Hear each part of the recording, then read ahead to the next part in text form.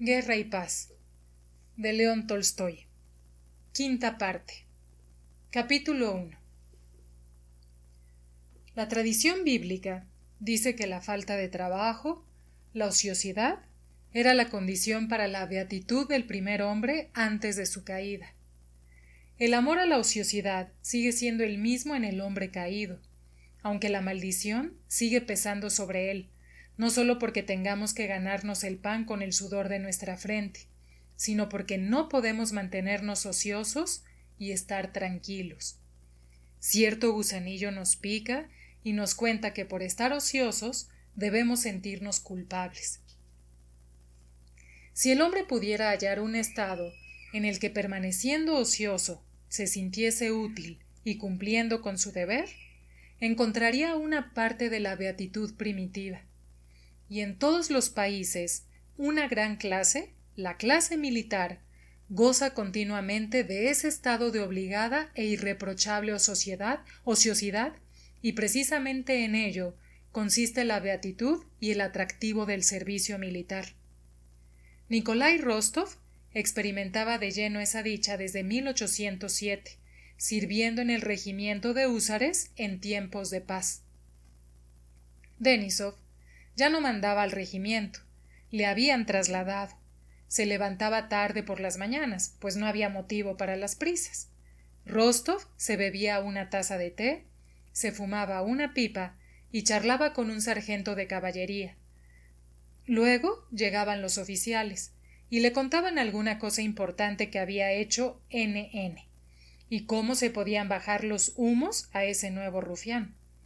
O le hablaban sobre el potro moro que había sido vendido por un precio ínfimo, o acerca de dónde ir por la tarde. Rostov no jugaba a las cartas. Se había corregido durante el servicio militar. Se había batido una vez en duelo. Siempre disponía de dinero. Bebía mucho, sin emborracharse, y se mostraba generoso en los convites. Se había endurecido y convertido en un buen muchacho al que sus amistades moscovitas encontrarían de mal tono, pero al que sus camaradas de división respetaban por su reputación. Era un jinete intrépido y continuamente cambiaba, vendía y compraba caballos en los que él mismo cabalgaba y hacía trotar sujetos a una cuerda. Almorzaba en casa, y todo el que no tenía que comer sabía que en casa de Rostov disfrutaría de un cubierto preparado y una cálida acogida. Después se echaba una siesta y luego llamaba a los cantores, a los que él mismo enseñaba. Visitaba a muchachas polacas y perseguía a las jóvenes solteras, pero queriendo parecer un rudo húsar y no un galán. Si se quedaba a solas, raramente cogía un libro, y cuando lo hacía, olvidaba lo que leía. En los últimos tiempos, es decir, en el año 1809, en las cartas que recibía de su familia, encontraba que su madre se quejaba cada vez más frecuentemente de que las cosas iban de mal en peor. Le decía que era necesario realizar gestiones y que debía volver a casa. Al leer estas cartas, Nikolai experimentaba un sentimiento de intranquilidad y temía que quisieran sacarlo de ese limitado y conocido cascarón que es el servicio militar, en el que vivía tranquilamente, preservándose de todos los enredos cotidianos. Sentía que tarde o temprano tendría que volver al torbellino de la vida y de los asuntos que iban mal y que había que arreglar, a las cuentas con los administradores, de las que ya su padre había insinuado algo en su última visita, a las relaciones sociales, al amor de Sonia y la promesa que le hiciera. Todo esto era terriblemente difícil y complicado. y a las cartas de su madre contestaba con las clásicas frías cartas, callándose cuando tenía intención de volver a casa. Del mismo modo, respondió a la carta que le informó acerca de la boda de Vera. No le escribieron nada sobre el arreglo de matrimonio con el príncipe Andrei, y solo por las cartas que recibía de Natasha tenía la sensación de que algo le sucedía y se le ocultaba, lo cual le inquietaba. De todos los suyos, Natasha era a quien más quería. Pero a finales de 1810 recibió una carta desesperada de su madre, escrita a escondidas del conde. Le decía que si Nikolai no volvía y se ocupaba de los asuntos, toda la hacienda sería vendida en pública subasta, y todos quedarían arruinados. El conde era tan débil, tenía tal confianza en Mítenka, y era tan bueno, que todos le engañaban, y así las cosas iban de mal en peor. En nombre de Dios, te lo suplico, ven cuanto antes si no quieres hacernos a mí y a toda tu familia unos desgraciados, escribía la condesa. Esta carta impresionó a Nikolai. Gozaba de un sentido común o instinto que indicaba qué era lo que debía hacer. Ahora tenía que ir, si no solicitando la baja, sí pidiendo un permiso. Sin saber por qué, después de la siesta, ordenó que le ensillaran a Mars, un potro gris malísimo, que hacía tiempo que no montaba. A la vuelta, con el potro cubierto de espuma, mandó a Danila preparar el equipaje y anunció que había pedido permiso para marchar a casa. Por muy desagradable y difícil que le resultara pensar que se iba sin enterarse en el Estado Mayor, lo cual le interesaba especialmente, si le ascendían a capitán de caballería o le concedían la Orden de Santa Ana por su actuación en las últimas maniobras, por muy extraño que le pareciera marcharse sin vender al conde Goluhovsky los 3 caballos de pelaje oscuro que le estaba regateando y por los que había apostado sacar 2000 rublos, y por muy incomprensible que fuera no asistir al baile que los húsares tenían que ofrecer a la señora Przezdzieska, a despecho de los ulanos, que a su vez ofrecían otro a la señora Brozowska, sabía de la necesidad de dejar ese ambiente feliz y sereno y dirigirse allá, donde todo era absurdo y confuso. Una semana después recibió el permiso, y sus compañeros húsares, no solo de regimiento, sino también de brigada, le ofrecieron un banquete de 15 rublos el cubierto, con 2 orquestas y 2 coros. Rostov bailó el trepak con el mayor Basov. Todos los jóvenes cayeron hacia las 8 de la tarde. Los húsares y soldados, borrachos y balanceándose, se abrazaban a Rostov, que los besaba. Después, los soldados les zarandearon de nuevo, y después de eso ya no recordaba nada más hasta la mañana siguiente, cuando se despertó con dolor de cabeza y enfadado en la tercera estación, donde por algún motivo zurró al dueño, que era un judío. Como ocurre siempre, a la mitad del camino, entre Kremenchug o Kiev, todos los pensamientos de Rostov todavía estaban atrás en su escuadrón. Pero pasada la mitad del camino, comenzó a olvidar a los 3 caballos de pelaje oscuro, a su capitán y a la señora Brozowska, y se cuestionó con inquietud qué se encontraría en Otradnoy. Cuanto más se acercaba, más pensaba en su casa.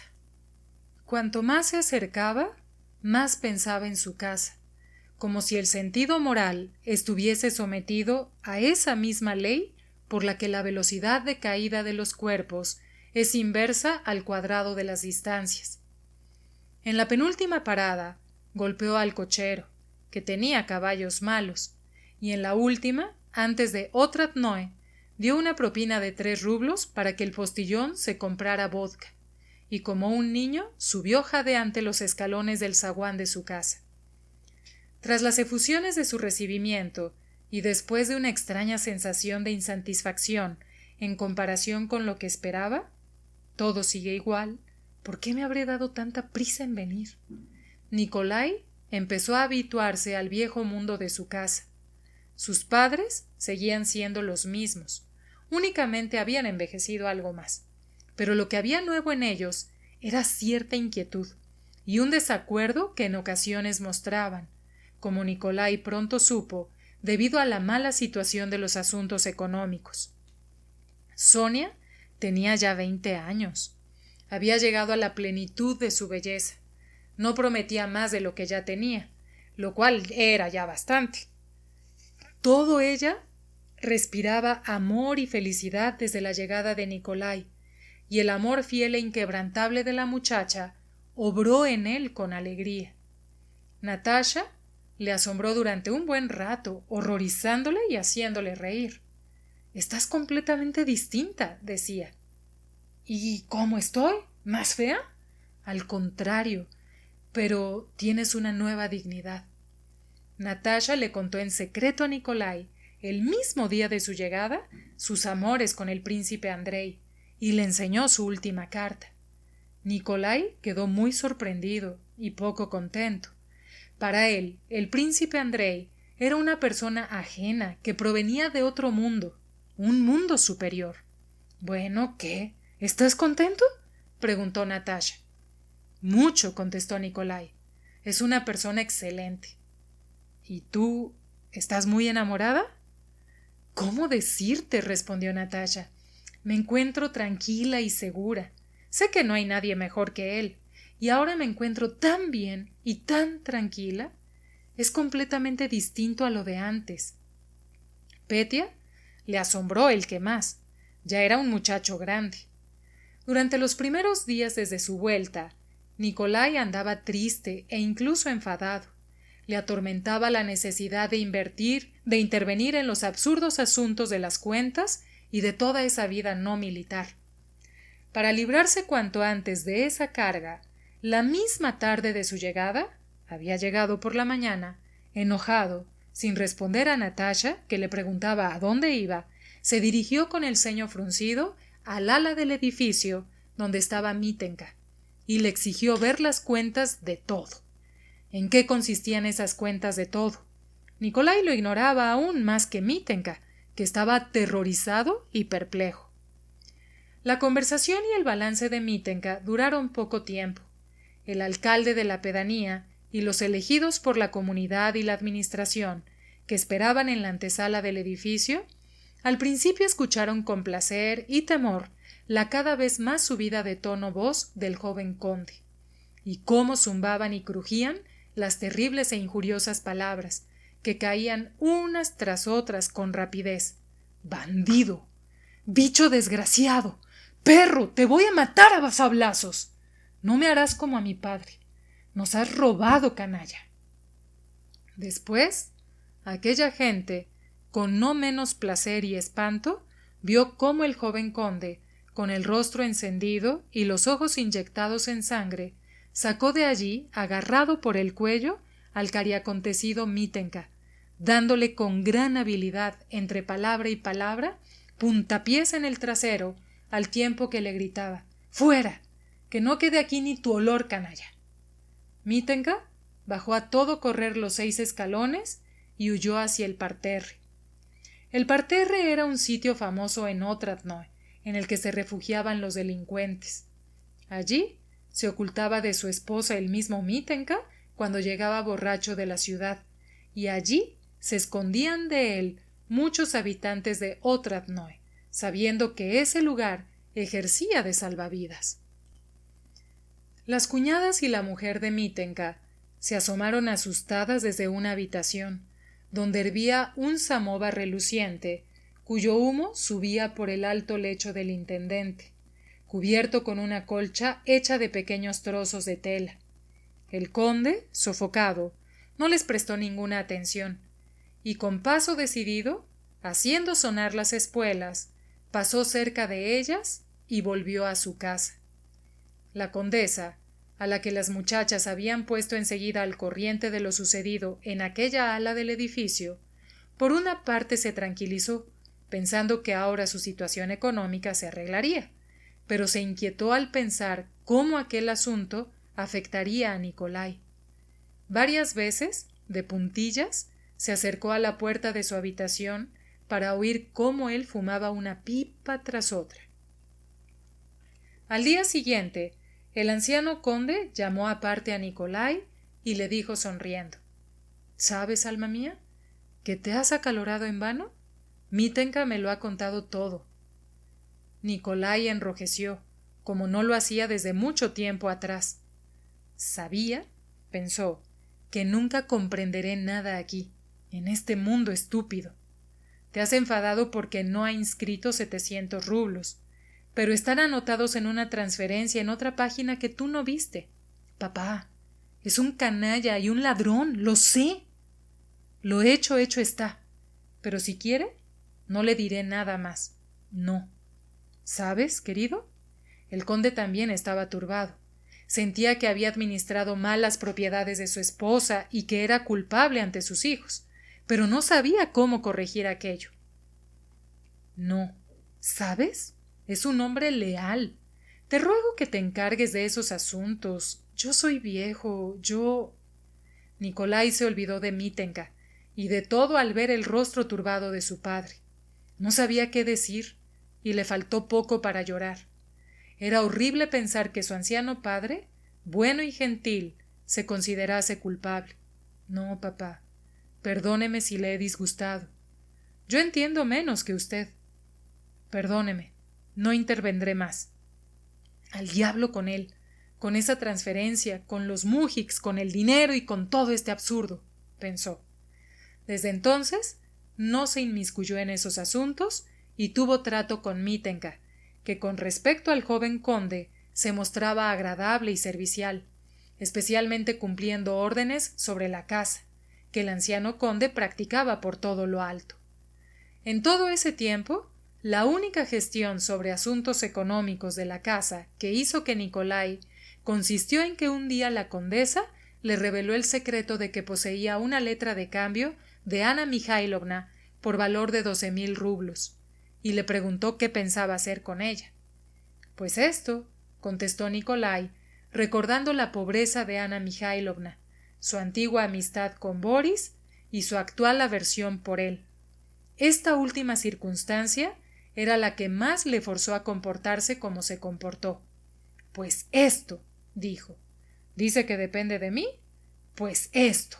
Y rompió el pagaré, haciendo que la anciana condesa llorara lágrimas de felicidad por ese acto.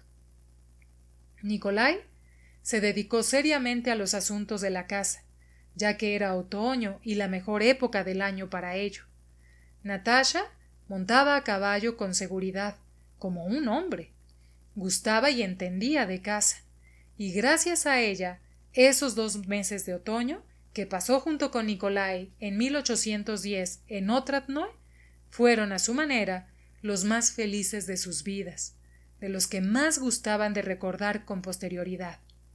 Sonia no sabía montar a caballo y se quedaba en la casa. Como consecuencia de ello, Nikolai la veía menos. Sus relaciones eran sencillas y amigables. La quería, pero se consideraba totalmente libre. Natasha había dejado de estudiar. No tenía con quién coquetear, pero no se agobiaba por su soledad, pues estaba segura de su futuro matrimonio con el príncipe Andrei, y esperaba sin demasiada impaciencia ese momento, sintiéndose también, como nunca antes, completamente libre. Se entregaba a la casa y a la amistad de su hermano con la misma pasión con la que hacía el resto de las cosas.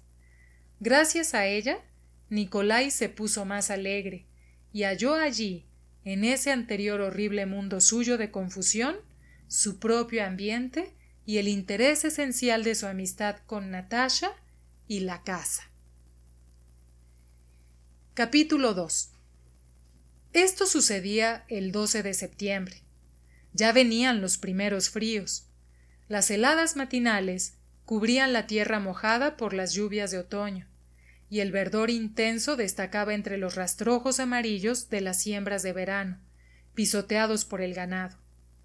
Las cumbres y los bosques, que a finales de agosto eran todavía islotes amarillos entre los campos negros de otoño, sobre los que se hacinaban los rastrojos, ahora eran de color pardo con intensos reflejos dorados y rojizos, y estaban cubiertos con las hojas húmedas caídas entre el verde intenso de las sementeras de otoño. La liebre ya había mudado la mitad de su pelo, y su lomo había encanecido.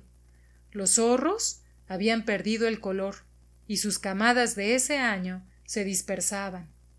Los lobos jóvenes ya eran más grandes que los galgos, y los perros del joven y ardoroso cazador Rostov ya se batían decentemente rastreando la presa.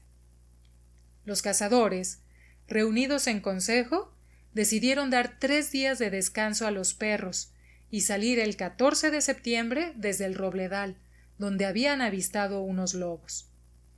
Así estaban las cosas el 11 de septiembre por la tarde. La montería permaneció en casa durante todo el día. El ambiente era gélido y punzante, pero por la tarde comenzó a deshelar y apareció la bruma. No soplaba viento en absoluto. Al día siguiente, Nikolai se levantó pronto, se acercó a la ventana en batín y vio que hacía una mañana incomparable para la casa, como si el cielo se fundiese y descendiera a la tierra. Si había movimiento en el aire, quizá fuese de arriba a abajo. De las desnudas ramas del jardín pendían unas gotas transparentes. En la huerta, la tierra mojada y brillante ennegrecía como las semillas de las amapolas. Tal vez lluvia o tal vez niebla se desparrama desde una infinidad gris. Nikolai salió al zaguán, que olía a hojarasca mojada, y a los perros que estaban tumbados bajo el tejadillo. Milka, una perra negra de raza con manchas rojas y anchos cuartos traseros, miró a su dueño con sus grandes ojos saltones. Se levantó, y estirándose y encogiéndose como una liebre, saltó de repente sobre Nikolai, lamiéndole la nariz y el bigote. Un semental de color rojo, Rugai, al que había cruzado con Milka, sintiendo envidia de Milka y al ver a su amo desde el camino de flores por el que venía, encorvó el espinazo y se lanzó hacia el zaguán. Alzando la cola, contuvo su carrera y comenzó a restregarse contra las piernas de Nikolai. ¡Hop, hop! Se oyó en ese momento el grito inimitable de los cazadores, que contenía el más profundo bajo y el más agudo tenor. Danila apareció por la esquina de la casa, con su rostro arrugado y su cabello gris, cortado a tazón a la manera ucraniana. Llevaba en la mano una fusta torcida, con esa expresión de autosuficiencia y desprecio a todos, que es exclusiva de los cazadores. Se quitó el gorro circasiano ante su amo con desdén, lo cual resultaba lisonjero, pues Nikolai sabía que este Danila, que despreciaba a todos y se sentía por encima de cualquiera, no obstante, era su hombre. «Danila», exclamó Nikolai, mesándose el bigote y sonriendo, notando que ya le dominaba esa insuperable sensación del cazador, en la que uno olvida todo lo pasado, lo futuro y todas las antiguas intenciones, como el enamorado en presencia de su amada. «¿Qué ordena su excelencia?», preguntó Danila, con voz grave de archidiácono, ronca, a fuerza de azuzar a los perros. Sus 2 ojos negros brillantes miraron de reojo con astucia al amo, que seguía callado. «¿Qué? ¿No te vas a resistir?», parecían decirle aquellos 2 ojos. «Un día magnífico, para la caza y la persecución a caballo, ¿no?», dijo Nikolai, rascando a Milka detrás de las orejas. Danila no contestó y se limitó a parpadear. «He enviado a Ubarka al amanecer para escuchar», dijo con su voz de bajo, después de un minuto de silencio. «Dice que ha pasado al coto de Otradnoe». «¿Ha pasado?». Quería decir que la loba y sus crías, de la que ambos tenían conocimiento, habían pasado al bosque de Otradnoe, que se hallaba a 2 verstas de la casa. «Bueno, habrá que ir, ¿no? Llama a Ubarka y subid los 2, como usted mande». Y Danila desapareció tras la esquina. «Pero espera, no des de comer a los perros todavía». «Está bien». 5 minutos después, Danila y Ubarka se hallaban en el amplio despacho de Nikolai y conversaban. Por muy espacioso que fuera, resultaba terrible ver a Danila en aquella habitación. A pesar de su corta estatura, verle allí producía una impresión semejante a la de ver un caballo o un oso entre los muebles y demás enseres de la vida doméstica. El propio Danila lo comprendía mejor que nadie.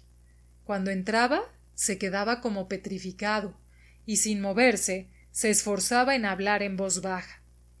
Continuamente le parecía que podría romper y estropear algo por descuido, y siempre se afanaba por salir de debajo de aquellos techos al aire libre. Cuando hubo terminado las preguntas, sonsacado a Danila que los perros estaban listos y trazado el camino, Nikolai mandó que le ensillaran el caballo.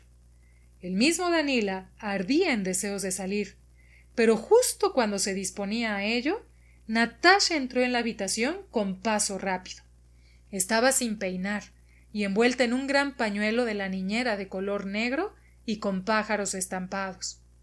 Natasha estaba muy agitada, así que a duras penas podía seguir cubriéndose con el pañuelo sin bracear en presencia de los cazadores con sus brazos desnudos, lo que en parte consiguió. «No, esto es una vileza y una bajeza», gritó. «Te vas solo. Has ordenado que te ensillen el caballo y a mí no me has dicho nada». «Pero es que tú no puedes ir. Mamá ha dicho que no vayas. En cambio tú has elegido incluso el momento. Muy bonito», decía apenas conteniendo las lágrimas. «Pero yo voy, quiera mamá o no. Danila, ordena que me ensillen un caballo y di a Sasha que me traiga mi jauría», dijo al montero. De alguna manera, permanecer en esa habitación le parecía a Danila incómodo e inconveniente, pero tener que habérselas con la señorita le resultaba incomprensible. Bajó los ojos y se apresuró a salir, como si aquello no fuera con él, tratando de no hacer daño involuntariamente a Natasha.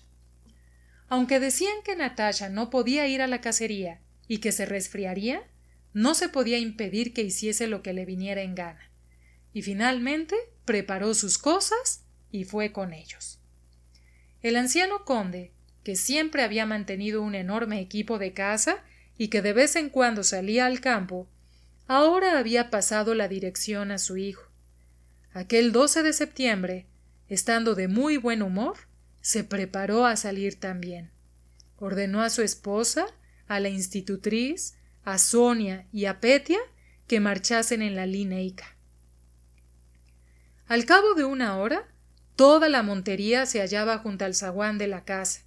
Sin esperar a nadie, Nikolai, con un gesto muy serio y mostrando que no era el momento de tonterías, pasó junto a Natasha, que con la ayuda de su montero, Sasha, se había montado en el caballo, e inspeccionó todos los preparativos.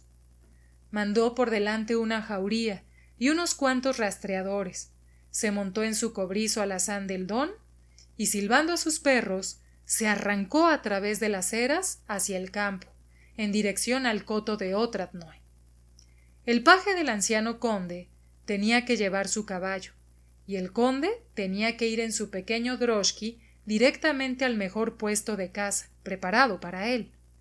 Los Rostov poseían 80 perros de caza. Todos eran de una antigua raza que habían criado los Rostov, perros raposeros, escuálidos y paticortos, de fuerte ladrido, negros y con manchas rojizas. Muchos estaban ya algo lisiados, así que en la cacería emplearon solo a 54. Danila y Karp Turka marchaban delante, y por detrás marchaban 3 monteros de trailla.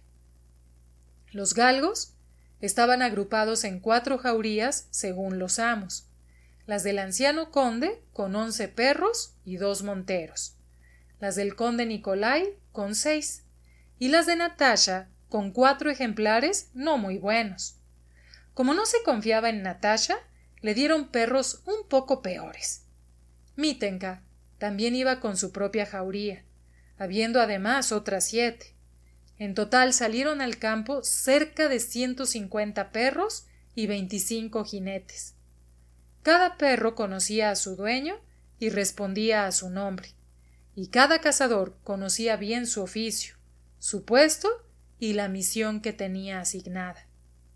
Todo ese caos de perros aullando y de cazadores que los llamaban a gritos se reunió en la finca, y sin ruido y sin conversaciones, con paso uniforme y tranquilo, se esparció por el campo en cuanto todos hubieron atravesado la cerca. Solo de vez en cuando se oía el silbido de un cazador, el relincho de algún caballo o el ladrido de algún perro, el paso de los caballos como si pisasen por una alfombra de pieles, o el raro tintineo de sus collares de hierro. Apenas habían salido en dirección a Shepsey, cuando por el campo aparecieron otros 5 cazadores con galgos y otros 2 con lebreles, que iban al encuentro de los Rostov. —¡Ah, tío! —exclamó Nikolai al acercarse a un hombre de avanzada edad, bien conservado y de grandes bigotes grises. —Ya lo sabía yo —respondió el tío—. Era un pariente lejano, pobre, vecino de los Rostov, que dedicaba su vida exclusivamente a la caza. Sabía que no resistirías la tentación. Y haces bien. Con este tiempo, la caza es trigo limpio. Era un dicho del tío.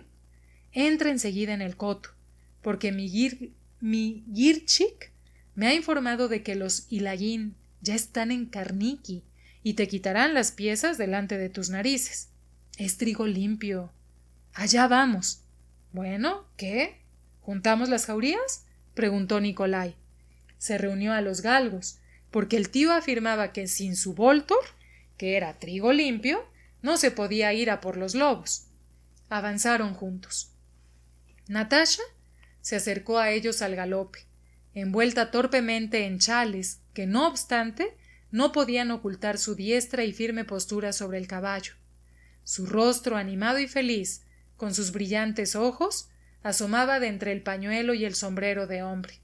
Además, Natasha también portaba un cuerno, un puñal y una traílla. —Nikolai, qué simpático es Trunila. Me ha reconocido —exclamó. —Buenos días, tío. Nikolai no respondió, pues estaba ocupado en planes y consideraciones, sintiendo sobre sí toda la responsabilidad de la cacería y mirando a su ejército. El tío hizo una reverencia, pero no dijo nada, y frunció el ceño al ver su falda. No le gustaba que a un asunto serio como la caza se le uniera la travesura. Nikolai era de la misma opinión, y miró con severidad a su hermana, tratando de darle a entender la distancia que debía separarles en ese momento, como Enrique IV hacía con Falstaff, por mucha amistad que hubiera habido antes entre ellos. Entre el rey y Falstaff ahora había un muro. Pero Natasha estaba demasiado contenta como para percatarse de ello. —Nikolai, mira qué flaca se ha quedado mi Savitka. Seguro que la alimentan mal —dijo llamando a gritos a una perra viejísima, pelada y con bultos en las costillas. —¡Mira! Nikolai le había dado a Natasha esa perra porque no había dónde meterla, y ahora le daba vergüenza que su tío viese que llevaba un perro así a la cacería. —Hay que colgarla —dijo secamente, y salió al galope en su alazán para transmitir la orden, salpicando con barro a su tío, Natasha y él mismo. Pero la pésima condición de Savitka no turbó a Natasha. Se dirigió a su tío y le mostró, haciéndole su otro perro, aunque también era muy malo. Ya se divisaba el islote del coto de Otradnoe a unos 100 sachén, y los ojeadores se acercaron a sus inmediaciones. Nikolai finalmente decidió con su tío lo que debían hacer, y le mostró a Natasha el lugar donde debía quedarse, marchándose al galope sobre el barranco, que era el segundo paso en importancia hacia el lobo. En ese dique, al anciano conde se le concedió el mejor paso hacia el espesor del bosque. —¡Nikolai! —gritó Natasha—, yo misma lo apuñalaré. Nikolai no contestó, y se limitó a encogerse de hombros ante la falta de tacto de su hermana. —Vas a cazar a un lobo. No lo pierdas —dijo el tío—. Según se presente, respondió Nikolai. —¡Caray! ¡Vamos! —gritó, contestando a las palabras de su tío, llamando a su perro. Caray era un can enorme y monstruoso de grandes colmillos. No parecía un perro. Era famoso por haberse enfrentado él solo a un lobo feroz. Todos se dispersaron. El anciano conde, que conocía el fervor cazador de su hijo, se dio prisa para no llegar tarde. Aún no habían llegado al lugar los ojeadores, cuando Ilya Andreevich, alegre y sonrosado, se acercó al paso por entre el verdor. Había desayunado, tenía las mejillas temblorosas e iba con sus escuálidos caballos. Se despojó de su abrigo, se pertrechó con sus atavíos de caza y se montó en su dócil biflianca, animal manso, bien cebado y encanecido como él. Los droshky, tirados por caballos, fueron enviados más atrás. El conde Ilya Andreevich, en el fondo, no era un cazador, aunque sí conocía bien el oficio. Llegó al lindero del bosque donde tenía su puesto, soltó las riendas, se acomodó la pelliza y, sonriendo, se dio la vuelta. Junto a él estaba su ayudante de cámara, Semión Chekmar, jinete experimentado, pero torpe. Sujetaba con una cadena a 3 perros lobos veloces, adiposos como el amo y el caballo. Otros 2 perros, viejos e inteligentes, que no iban sujetos a la traílla, se echaron en el suelo. Un poco más allá del lindero estaba otro montero y postillón, Mitka Kopil. De baja estatura, sonrosado y siempre borracho, Mitka era un jinete impenitente y un cazador apasionado. Siguiendo su vieja costumbre, el conde se bebió antes de la cacería su licor en una copa de plata y se tomó un entremés acompañándolo con media botella de sus burdeos favorito. Ilya Andreevich estaba algo sonrojado a causa del vino y de la marcha.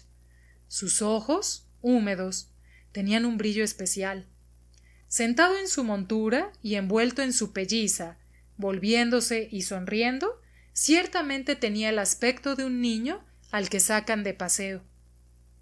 Semión Chekmar, bebedor empedernido, flaco y de mejillas hundidas, tenía un aire terrible, pero no quitaba el ojo a su señor, con el que había vivido en armonía durante 30 años.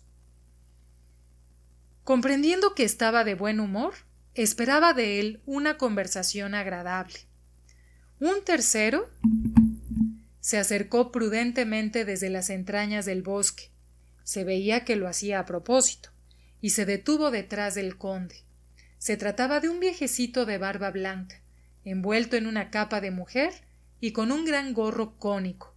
Era el bufón Natasia Ivanich. —Ten cuidado, Natasia Ivanich —le dijo el conde, guiñándole un ojo—. Si espantas a la fiera, Danila te dará una buena tunda. Sé lo que me hago. —Sht —chirrió el conde, volviéndose a Semión. —¿Has visto a Natalia Ilinichna? —le preguntó a Semión. —¿Dónde está? —Cerca de los matorrales de Sharov —respondió Semión, sonriendo. —Vaya una manera de acosar al lobo. —¿Te sorprende su manera de montar? —dijo el conde. —No tiene nada que envidiar a un hombre. —¿Dónde está Nikolasha? —En la cima del Ladov, ¿no? —preguntó el conde en voz baja. —Así es. Saben dónde tienen que ponerse. Montan tan bien que a veces Danila y yo nos quedamos boquiabiertos —dijo Semión, sabiendo que complacía a su señor. —Monta bien, ¿eh? ¿Y qué planta tiene a caballo? Es como para pintar un cuadro. Hace poco, cuando perseguían a un zorro en los matojos de Sabarsino, estuvo de maravilla. El caballo vale 1000 rublos, pero el jinete no tiene precio. ¿Dónde va a encontrar un mozo como él? Encontrar, repitió el conde, lamentando visiblemente que Semión hubiera terminado tan pronto su conversación. ¿Encontrar? Exclamó, levantando el faldón de la pelliza e intentando sacar la tabaquera. Semión se bajó del caballo y, sacando la tabaquera, se la entregó. Hace unos días, cuando Mijaíl Sidorich, Semyon no terminó de hablar. Al escuchar claramente cómo retumbaba en el tranquilo aire la persecución y los ladridos de no más de 2 o 3 galgos, apresuradamente cogió los estribos y se montó en el caballo, gimiendo y farfullando algo. Se han amontonado en torno a una cría, comenzó a hablar. Está ahí, fuera. Mira cómo aúlla, pero la han llevado directamente a Ladov. El conde, olvidando borrar la sonrisa de su rostro, miró a lo largo del dique con la tabaquera en la mano y sin aspirar rapé. Semyon estaba diciendo la verdad. Se oían los aullidos del lobo y el cuerno de tono grave de Danila. La jauría atacó a la presa y se oyó cómo los galgos bramaban con sus ladridos, ahogados con ese aullido especial que sirve como señal para comenzar la persecución del lobo. No se oía ya cómo los ojeadores buscaban la fiera, sino cómo azuzaban a los perros. De entre todas las voces sobresalía la de Danila, ora grave, ora fina y penetrantemente metálica, a la que se le quedaban pequeñas las 20 hectáreas de bosque, propagándose y resonando por todo el campo. Tras haber prestado oído unos segundos, el conde se percató de que los galgos se habían dividido en 2 jaurías, una grande, que rugía con especial ardor y que empezaba a alejarse, y otra, que corría a lo largo del bosque, al lado del conde, desde la que se oían los gritos de Danila.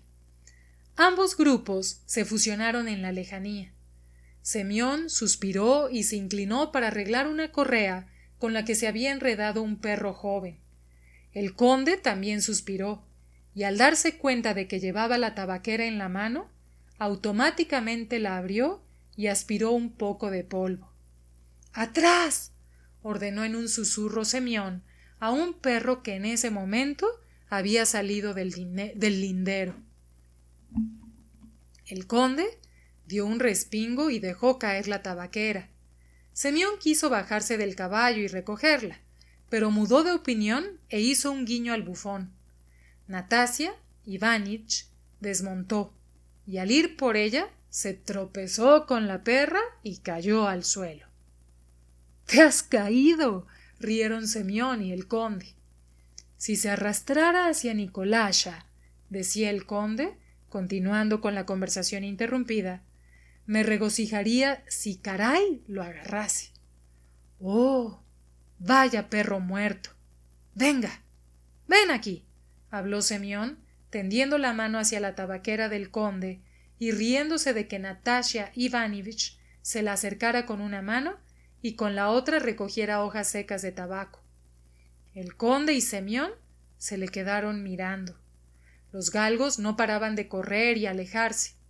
De repente, como con frecuencia ocurre, oyeron el ruido de la persecución, que se acercaba instantáneamente.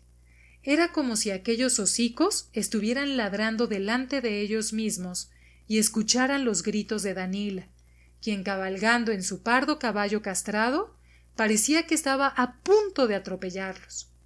Ambos se volvieron, asustados e inquietos, pero no había nada ni nadie delante.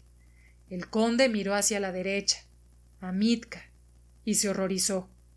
Este, con los ojos desorbitados, pálido y lloroso, miró al conde y le indicó alzando el gorro que mirase adelante, hacia la otra parte.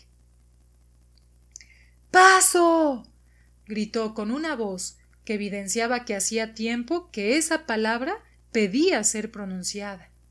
Mitka soltó los perros y salió al galope hacia el conde.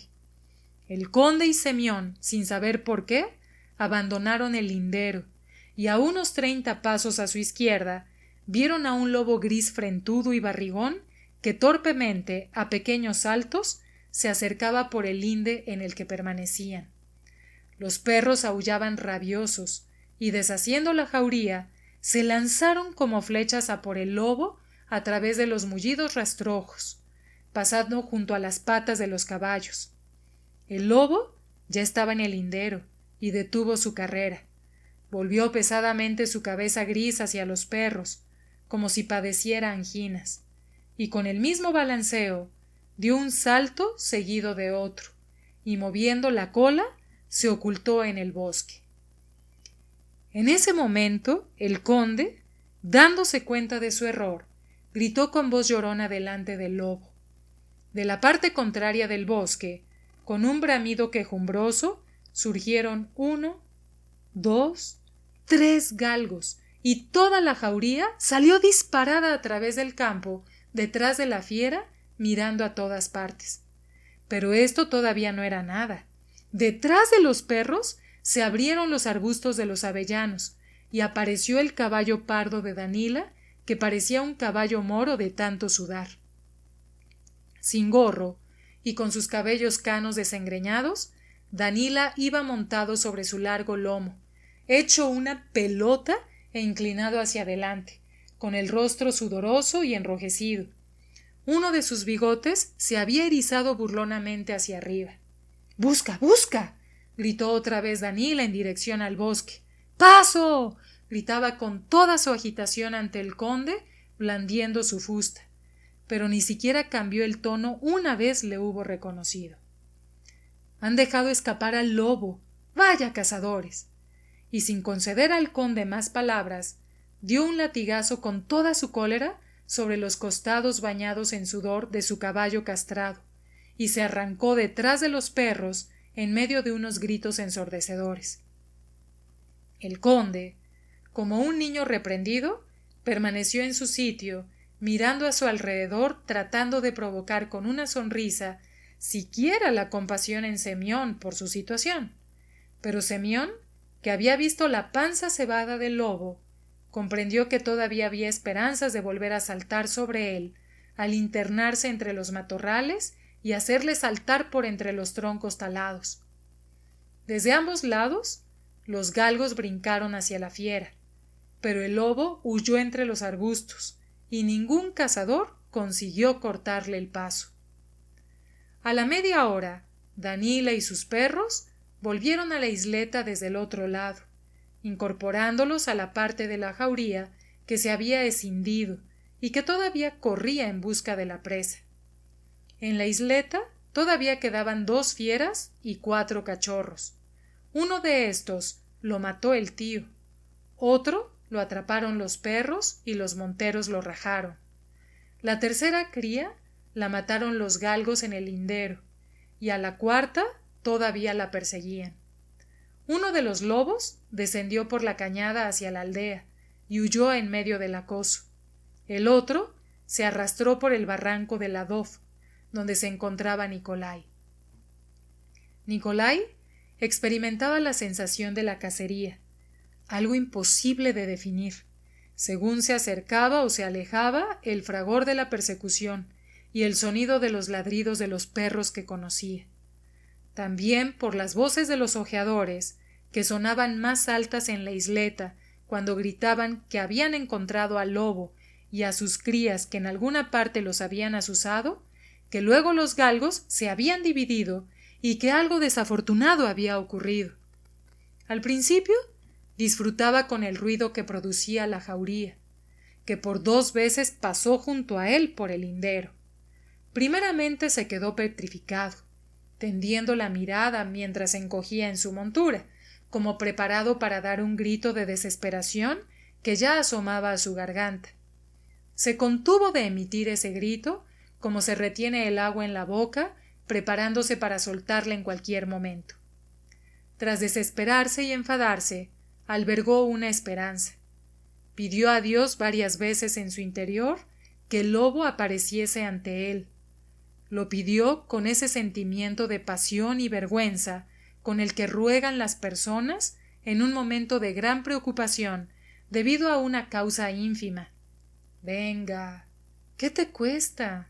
Concédeme este deseo, le rogó a Dios.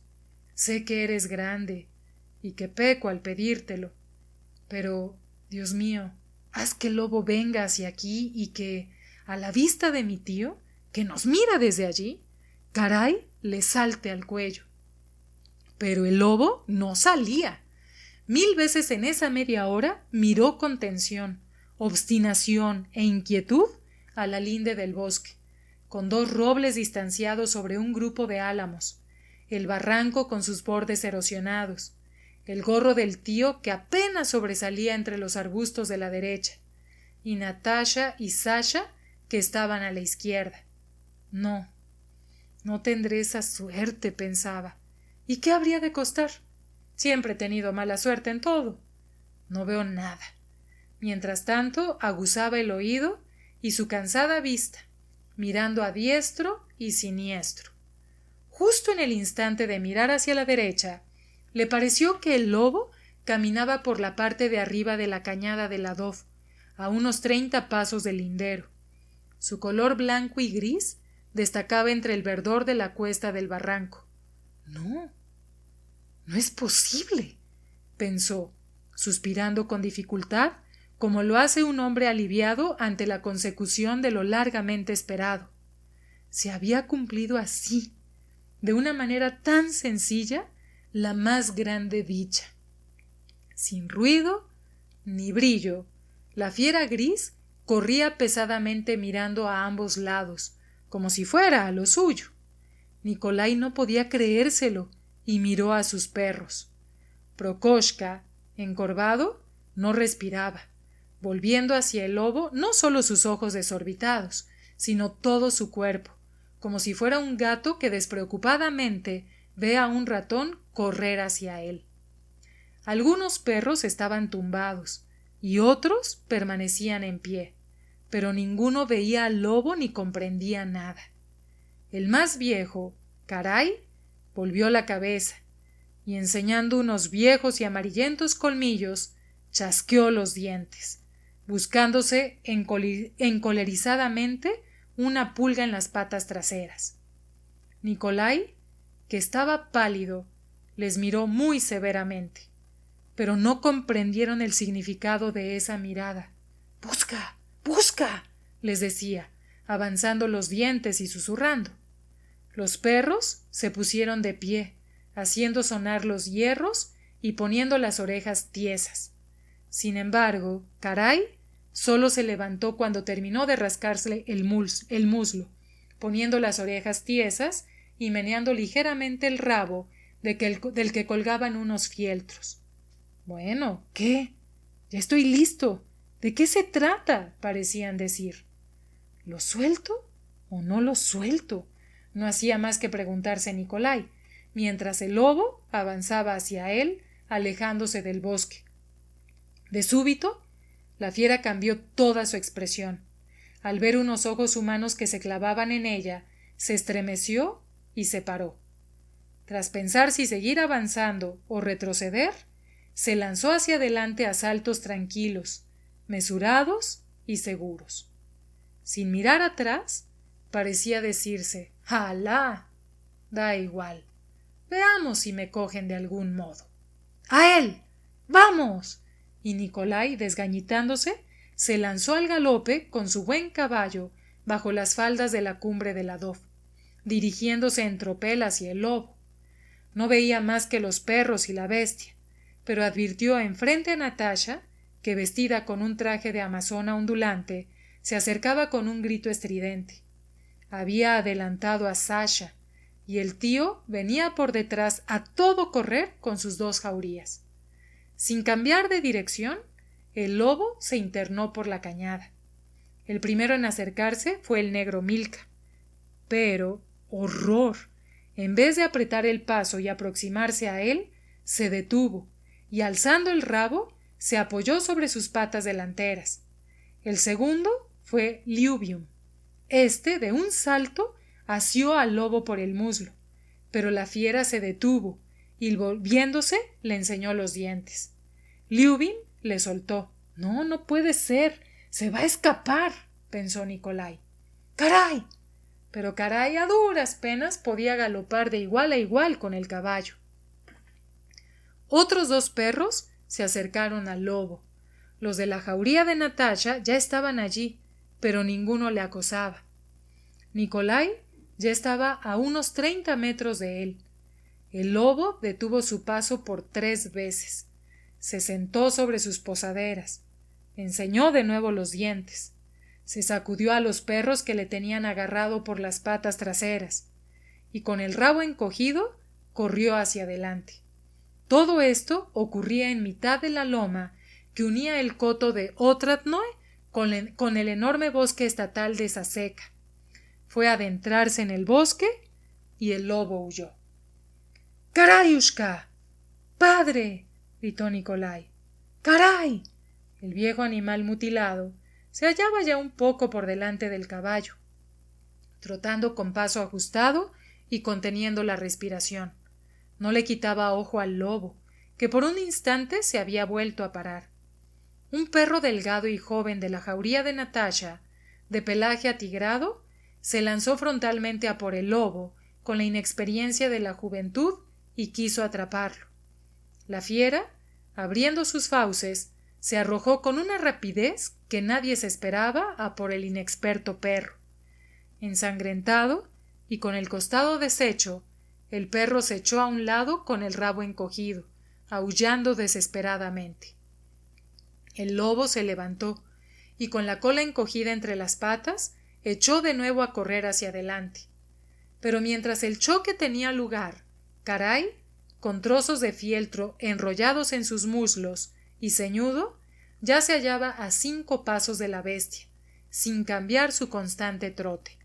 Y en ese momento, como si un rayo lo hubiera atravesado, Nikolai vio que algo estaba pasando con Caray. Se había echado encima del lobo con 2 saltos temerarios, y juntos rodaban como una peonza.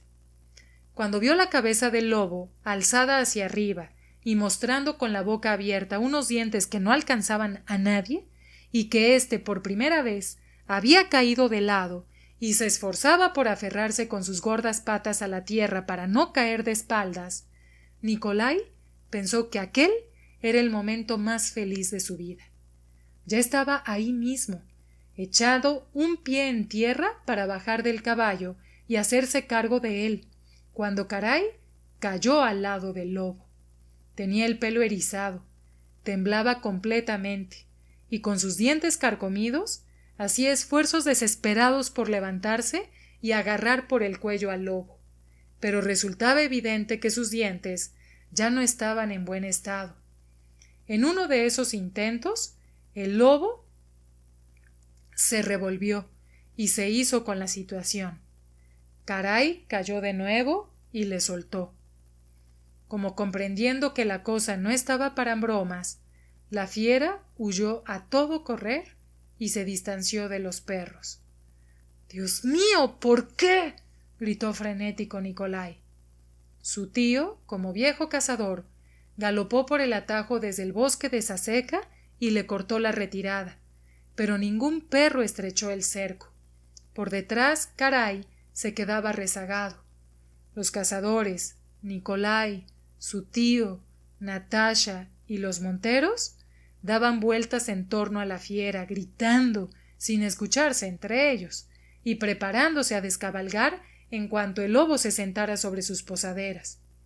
Pero siempre conseguía quitárselos de encima, acercándose lentamente al bosque que habría de servirle de salvación. Ya en el inicio del acoso, al oír los gritos, Danila se había lanzado por el lindero. Al hallarse sin galgos y no ser esa parte de la cacería asunto suyo, se detuvo a contemplar lo que sucedía.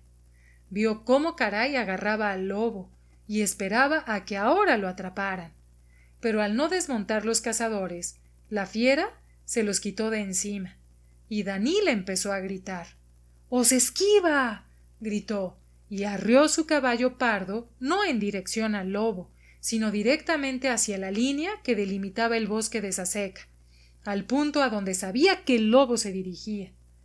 Al ir en esta dirección, galopaba hacia el lobo, mientras los perros del tío Nikolai le cortaban el paso por segunda vez antes de que Caray le diese tiempo a echársele encima de nuevo. Danila cabalgaba en silencio, blandiendo un puñal en su mano izquierda, y como un trillo de mano, arreando con la fusta al caballo en sus hundidos costados. Nikolai no vio ni oyó a Danila hasta que su caballo resopló a su lado, respirando con dificultad. No vio cómo, saltando por encima de la cabeza de su caballo, Danila cayó en medio de los perros, sobre el lomo trasero del lobo. En un instante, los mismos perros que antes no acosaban a la fiera se lanzaron ladrando a por sus muslos. Danila, rodando, llegó hasta el cercado animal y, agotado, como el que se echa a dormir, se desplomó con todo su peso sobre la bestia, agarrándola por las orejas. No permitió que la degollasen y ordenó a un montero que le cortase un palo con el que atravesó sus fauces. Ató a la jauría y cargó al lobo en su caballo. Cuando todo hubo terminado, Danila no dijo nada, y descubriéndose, con una sonrisa cohibida, infantil y tierna, se limitó a felicitar al joven conde por su gran dominio de la casa. Se llamó a los galgos y todos se reunieron, deseando contarse todo lo acontecido. Pero bajo ese pretexto se contaron lo que no había sucedido y emprendieron la marcha. El anciano conde bromeó con Danila sobre la fiera que casi había escapado. Sin embargo, hermano, te has enfadado, dijo el conde. Danila respondió a esas palabras con una agradable sonrisa, y el conde regresó a casa en su coche. Natasha se quedó con la cacería, a pesar de que se la intentó persuadir de lo contrario. Lo que más deseaba Nikolai era conquistar la cima del monte Sivin antes que los Ilagin, que ya estaban cerca. Por este motivo, también continuó. La cima del monte Sivin era una profunda hondonada surcada por el agua en medio de la verde espesura de una poveda en la que siempre había zorros. Apenas habían soltado a los galgos cuando en el islote de al lado se escucharon los cuernos y el fragor de la cacería de los Ilagin. Vieron a Ilagin, que se hallaba cazando con sus perros cerca del monte. Había ocurrido lo siguiente. Mientras que de entre los galgos de los Rostov huía un zorro hacia un dique cercano al bosque de los Ilagin, 2 cazadores de cada familia habían salido a ojear. Ambos empezaron a azuzar al zorro, y Nikolai vio cómo un zorro pequeño, rojizo y extrañamente peludo, se extendía por entre el verdor. Corría y daba saltos en círculo. Haciendo estos círculos cada vez más frecuentemente, regateaba alrededor de los perros con su peluda cola. Finalmente se lanzó un perro blanco, y tras él uno negro. La mezcla tomó forma de estrella, pues los perros estaban separados, apenas moviéndose un poco en torno al zorro.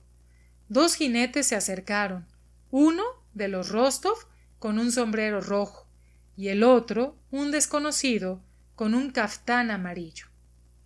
Durante un buen rato no ataron sus correas y permanecieron de pie agitando los brazos. A su lado, los caballos estaban atados y los perros sueltos. Uno de ellos levantó la voz. «Se pelean», le comunicó un montero a Nikolai. Entonces los galgos se pusieron a correr detrás del zorro. Nikolai mandó llamar a su hermana y acudió al paso al lugar de la pelea. Desde la otra parte, también montado en un magnífico caballo, con una indumentaria que le hacía destacar entre los demás, y acompañado por 2 monteros, salió un corpulento señor al encuentro de Nikolai. Pero antes de que ambos caballeros se encontrasen, el ojeador que se había peleado, sin soltar de la correa al perro que llevaba al zorro, se aproximó al conde. Lejos todavía, se quitó el sombrero e intentó hablar con respeto, pero estaba pálido como un lienzo y jadeante, fuera de sí. Tenía un ojo amoratado, pero mantenía el orgulloso aspecto del vencedor. Iba a azuzar sirviéndose de nuestros perros, pero ha sido mi perra la que lo ha atrapado. Vea y juzgue. Quería llevarse la pieza, pero le he zurrado con el zorro en el morro. Dámelo. ¿Y esto? ¿No lo quieres?, dijo el cazador mostrando su puñal, probablemente pensando que todavía estaba hablando con su rival. Sin entrar en conversación con él, Nicolai, también agitado, siguió adelante al encuentro del caballero que se acercaba. El vencedor se puso en la fila de atrás, y allí, rodeado por los curiosos que le compadecían, les relató su hazaña. En vez de un enemigo, Nicolai halló en Ilagin un bondadoso caballero de gran presencia, que ardía en deseos de conocer al joven conde. Le anunció que había ordenado castigar al ojeador y que lamentaba mucho lo ocurrido. Rogó al conde que le considerase un amigo, ofreció sus terrenos para la casa y con profunda galantería se quitó su gorro de castor ante Natasha, a la que hizo una serie de cumplidos mitológicos, comparándola con la diosa Diana. Ilagin, para reparar la falta de su cazador, pidió insistentemente a Nicolai que pasara a su vedado, que cuidaba para sí y por el que pululaban zorros y liebres. Nicolai, halagado por la amabilidad de Ilagin y deseando jactarse ante él de cobrarse una pieza, se mostró de acuerdo y se desvió aún más de su itinerario. Para llegar al vedado de Ilagin había que marchar lejos y atravesar campos pelados, en los que apenas había esperanzas de encontrar liebres. Las dos cacerías se igualaron y avanzaron unas 3 verstas, no hallando nada. Los señores iban juntos. Todos miraban mutuamente a sus respectivos perros, tratando a hurtadillas de que no se notara que buscaban inquietamente entre las otras jaurías a los posibles rivales de los suyos. Si la conversación discurría sobre la rapidez de los perros, entonces cada uno hablaba con particular desdén de las cualidades del suyo propio, del que, al hablar con su cazador, no hallaba palabras para colmarlo de elogios. Sí, es una buena perra. Caza bien, comentó Ilagin, con voz de indiferencia hacia Ersa, su perra rojiza, por la que 2 años antes había dado 3 familias de sirvientes a un vecino. Ersa turbó especialmente a Nicolai. Era extraordinariamente hermosa, de pura raza, de morro fino, delgada, pero de músculos de acero, y con esas preciadas energía y alegría que los cazadores llaman corazón. El perro no corre con las patas, sino con el corazón. Todos los cazadores estaban locos por medir las fuerzas de sus perros. Todos albergaban la esperanza, pero no la reconocían. Nicolai le susurró a su montero que daría 1 rublo a quien avistase una pieza, e Ilagin ordenó lo propio. «Tiene un buen perro, conde», habló Ilagin. «Sí, no está mal», contestó Nicolai. «No comprendo», continuó Ilagin, «cómo otros cazadores son tan celosos de las fieras y de los perros. Por lo que a mí respecta, le diré que lo que me divierte es azuzar y marchar en compañía como la de ustedes. No hay nada mejor». Se quitó de nuevo el gorro de castor ante Natasha. «Pero eso de contar las pieles cobradas no me importa». «Sí, claro». «U ofenderme porque sea otro perro y no el mío el que cobre la pieza. Lo que me gusta es ver. ¿No es así, conde? Porque yo creo que…» Los cazadores se alinearon a lo largo del barranco. Los caballeros marchaban por el medio de la parte trasera. «¡Tus! ¡Tus!» Se oyó en ese instante el prolongado grito de uno de los ojeadores de Ilagin. Se había ganado 1 rublo al avistar a una liebre. «Ah, parece que ha visto una», dijo con desdén Ilagin. «Bueno, ¿qué? ¿Repetimos, conde?» «Sí, marchemos juntos», contestó Nicolai, mirando a Ersa y al perro rojizo de su tío, sin fuerzas para ocultar la emoción de que había llegado el momento de enfrentar a sus perros con los otros, en particular con los de Ilagin, célebres por su velocidad. Nunca había conseguido hacer tal cosa. «Bueno, me temo que van a adelantar a mi Mitka». «¿Es grande?», preguntó Ilagin, acercándose hacia el lugar, y no sin preocupación mirando y dando un silbido a Ersa. «¿Y usted, Mijail Nikanorovich?», le preguntó al tío. Este caminaba enfurruñado. ¿Cómo voy a meterme en eso si ustedes pagan un pueblo por cada perro? —¡Rugai! —gritó. —¡Rugayushka! —volvió a gritar, expresando involuntariamente con este diminutivo su cariño a su rojizo perro y la esperanza que en él depositaba. Natasha sentía lo mismo que los demás y no ocultaba su preocupación. Más adelante, incluso expresó odio a todos los demás perros que osaran atrapar la liebre en vez de su Savidka. —Mira hacia dónde tiene la cabeza. —Aléjate. —Llévate a los galgos —gritó alguien. Pero apenas comenzaban a cumplirse esas órdenes, cuando la liebre, presintiendo la helada de la mañana siguiente, no aguardó por más tiempo y saltó de la madriguera, primeramente asomando una oreja. Los galgos, unidos por sus correas, seguidos de los ojeadores, se lanzaron a por ella. Los ojeadores, que estaban por todas partes, soltaron a los perros. El respetable e impasible Hilaguín se lanzó al galope por el monte. Nikolai, Natasha y el tío volaban, sin saber ellos mismos cómo ni a dónde, viendo tan solo a los perros y a la liebre, y temiendo perderles de vista, aunque solo fuera por un instante. La liebre era grande y veloz. Estaba apostada en los rastrojos, pero por delante se abría la maleza sobre un terreno fangoso. Natasha, impaciente, estaba más cerca de la liebre que nadie. Sus perros fueron los primeros en clavarle la mirada y saltar corriendo. Para horror suyo, se percató de que su fiable Savidka comenzaba a rezagarse, echándose a un lado. Dos perros jóvenes se estaban acercando, pero aún se encontraban lejos, cuando viniendo desde atrás voló la rojiza Ersa, aproximándose a la liebre y meneando la cola como si prometiera atraparla en unos instantes. Pero esto apenas duró un segundo. Lyubim igualó a Ersa e incluso le sacó ventaja. —¡Lyubimushka! ¡Padrecito! Se escuchó el triunfante grito de Nikolai. Natasha únicamente chillaba. Parecía que Lyubim iba a ser presa y que los demás también la atraparían, pero tras haber llegado a su altura, pasó de largo como una bala. La liebre se había parado bruscamente. De nuevo, la hermosa Ersa acortó el espacio, quedándose como colgada del rabo de la liebre, tratando de no errar el golpe y atraparla por una pata trasera. —¡Ersa! ¡Mamita! —gritaba lloroso Hilaguín con la voz descompuesta. Pero Ersa no atendió a sus súplicas. En el mismo límite de la maleza la persiguió, pero no implacablemente. La liebre hizo un requiebro y se escabulló entre el verdor.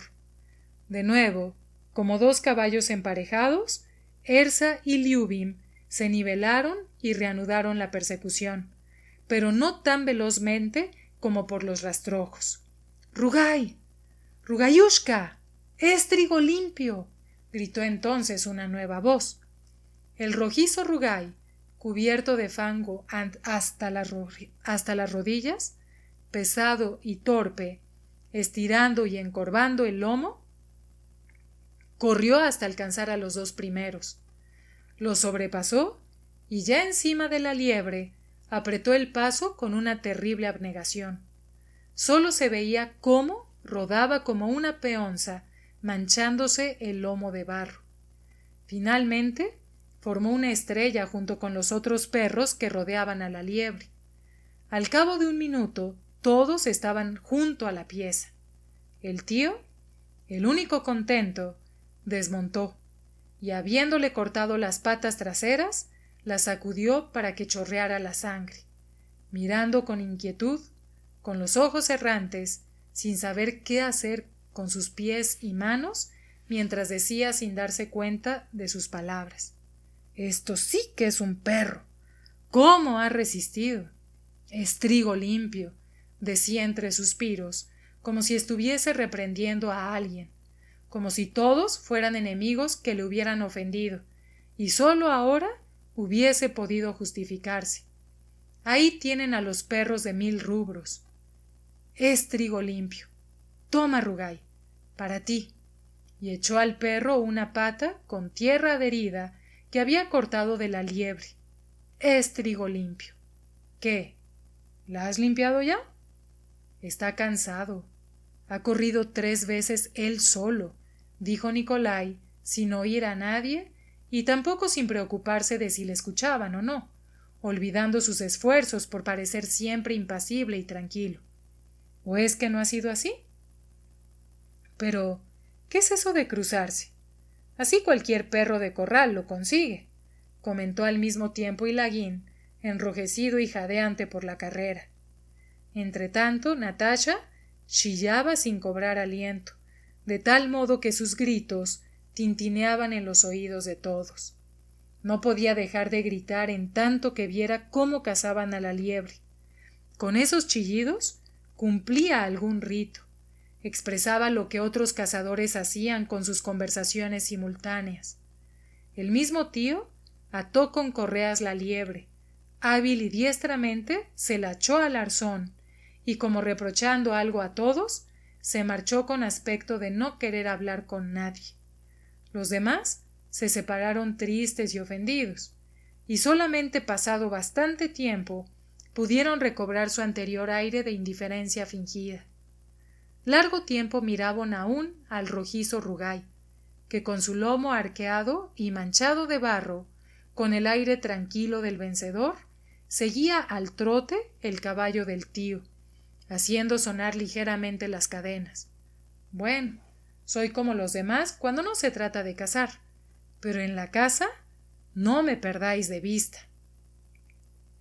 Cuando después de un largo rato el tío se acercó a Nikolai y le dirigió la palabra, el joven se sintió halagado de que su tío se dignara hablar con él después de lo ocurrido. Poco más se encontraron en el vedado, y además era tarde. Los cazadores emprendieron diferentes caminos, pero Nikolai estaba tan lejos de casa que aceptó el ofrecimiento de su tío para pasar la noche en su finca de Mikhailovka, que distaba 2 verstas del vedado. Venid a mi casa. Es trigo limpio. Ya veis, el ambiente está muy húmedo. Así podríais descansar y a la condesa le llevarían en coche, dijo el tío, especialmente animado. La cacería llegó a Mikhailovka y Nikolai y Natasha desmontaron junto a la casita gris del tío, que estaba rodeada por un jardín.